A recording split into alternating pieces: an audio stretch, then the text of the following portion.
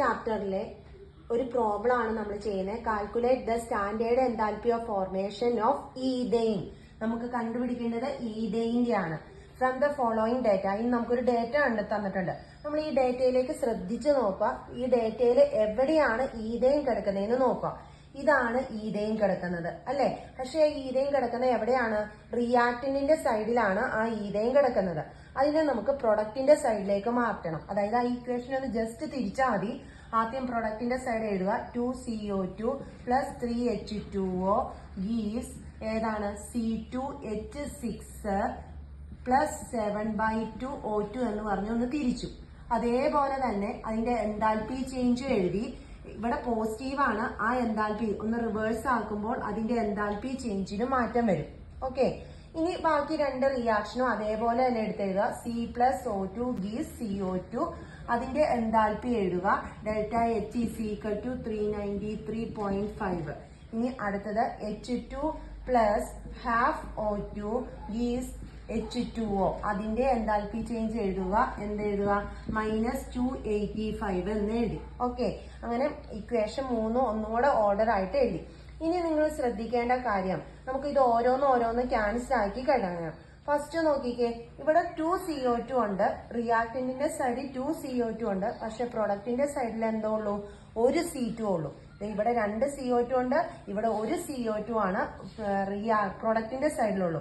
അന്നേരം ഈ ഇക്വേഷനെ മൊത്തം നമ്മൾ ഒരു 2 വെച്ച് മൾട്ടിപ്ലൈ ചെയ്യണം. അന്നേരം ഇവിടെ 2 വരും, ഇവിടെ 2 വരും, ഇവിടെ 2 വരും. ഈ ഇക്വേഷനിലും 2 വെച്ച് മൾട്ടിപ്ലൈ ചെയ്യണം. ഇനി അന്നേരം ഈ CO2 ഈ 2CO2 എന്തായിപ്പോയി? ക്യാൻസൽ ആയിപ്പോയി. ഇനി അടുത്തത് നോക്കിയേ, ഇവിടെ 3H2O ഉണ്ട്. പക്ഷെ പ്രൊഡക്റ്റിന്റെ സൈഡിൽ ഒരു H2O ഉള്ളൂ.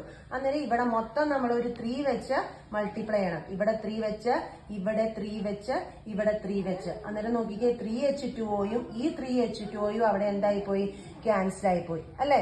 ഇനി നമുക്ക് കാൽക്കുലേഷൻ നോക്കാം. ഇനി നമ്മുടെ കയ്യിൽ കിടക്കുന്നത് O2 ആണ്. അതായത് 7/2 7/2 7/2 എന്ന് പറയുന്നത് 3.5 ഇവിടെ 3.5 ഉണ്ടോ എന്ന് നമുക്ക് നോക്കാം. ഇവിടെ 2 O2 ഉണ്ട്. ഇവിടെ 3/2 അത് 1.5 O2 ആണ് അല്ലെ. ഇവിടെ 2 O2 ഉണ്ട്.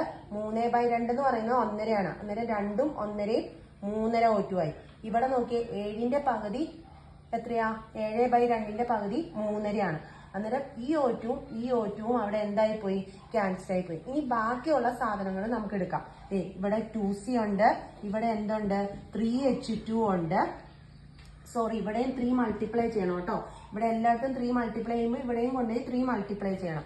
ഇനി ബാലൻസ് ഉള്ളത് 2C ഉണ്ട്, 3H2 ഉണ്ട്, ഗീവ്സ് ഏതുണ്ട്? C2H6 ഉണ്ട്. ഇത്രയും കാര്യം നമ്മൾ ആദ്യം ഫസ്റ്റ് എഴുതി വെക്കുക. നമുക്ക് ദേ കിട്ടേണ്ട സാധനം പ്രൊഡക്റ്റ് കിട്ടി, ഈഥെയ്ൻ കിട്ടി. ഇനി നമുക്ക് ദേ ഇവിടെ തന്നിരിക്കുന്ന വാല്യൂസുകൾ നമുക്ക് എടുക്കാം. അതായത് നമുക്ക് കണ്ടുപിടിക്കേണ്ട calculate the standard enthalpy of ഫോർമേഷനാണ്. അന്നേരം നമുക്കത് പറക്കിയെടുക്കാം. 1560 പ്ലസ് അടുത്തത് -393.5 ഇൻറ്റു 2. നെക്സ്റ്റ് നമ്മുടെ കയ്യിലുള്ളത് -285 ഇൻറ്റു 3.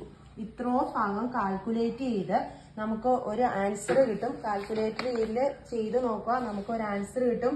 ആൻസർ എന്ന് പറയുന്നത് 3204.4 ഇത്രയും ആയിരിക്കും അതിന്റെ എന്തെന്ന് പറയുന്നത് ആൻസർ. അത് നിങ്ങൾ കാൽക്കുലേറ്റർ ഉപയോഗിച്ച് ചെയ്ത് നോക്കുക ഈ ആൻസർ കിട്ടണ്ടോ എന്ന്.